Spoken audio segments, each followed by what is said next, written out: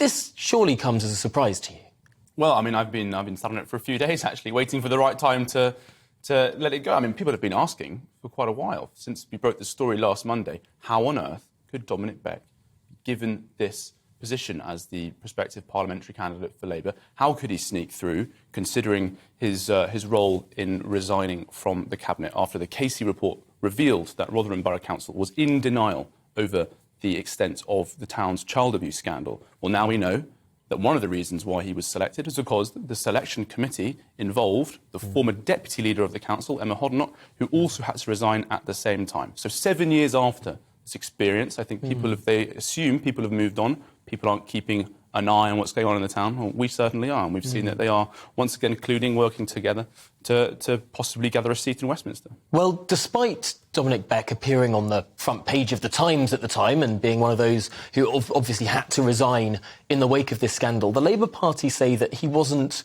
personally implicated in any of the reports. That, yes, of course, he served in the council cabinet, but only for around a year before this went on. And they say that he wasn't personally involved in this scandal. Sure. It's worth noting as well that Emma Hodnott was also on the front page of the Times the day after the Casey report was exposed. And the Labour Party are right in their defence. It's true that they weren't personally implicated.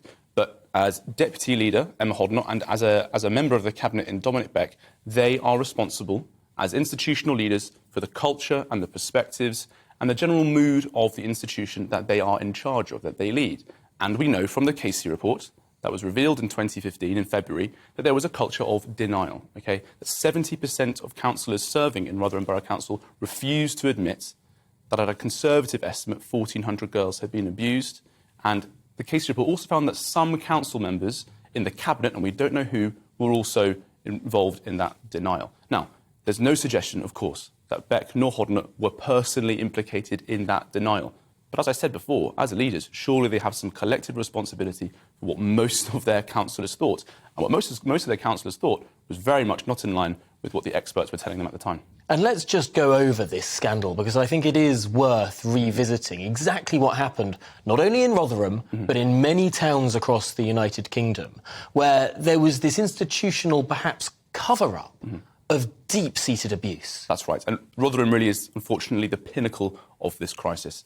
Alexis Jay, in her report in August 2014, she found that between 1997 and 2013, again, a Conservative estimate of 1,400 girls had been abused, raped, trafficked, exploited, some of them even tortured, some of them as young as 11.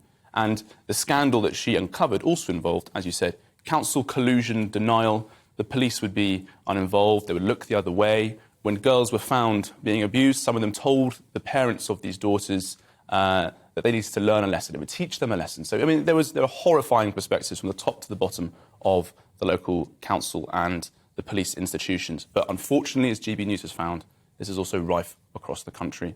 We are personally investigating Telford and Rochdale in particular, but there are up to 50 other towns and cities where credible reports of grooming gangs have been going on over the same period. And these grooming gangs have been operating without the sort of scrutiny that you might expect, particularly because councillors or other figures of authority have been afraid of being called racist. That's right. There is a huge issue regarding ethnicity in this crisis. It's very unfortunate that, due to the racial disparity between perpetrators and victims, there is a degree of nervousness and political correctness that washes over the conversation and forces many important voices, unfortunately some cowardly voices, to look the other way and pretend it's not going on. I mean, many of the stories and these exclusives that I've revealed in the last week have been lying in plain sight for ages, and there's more to come. And the reason why they've been lying in plain sight is because people are scared of this story, they don't want to look into it, and a lot of the councillors and police officers have been benefiting from that enormously.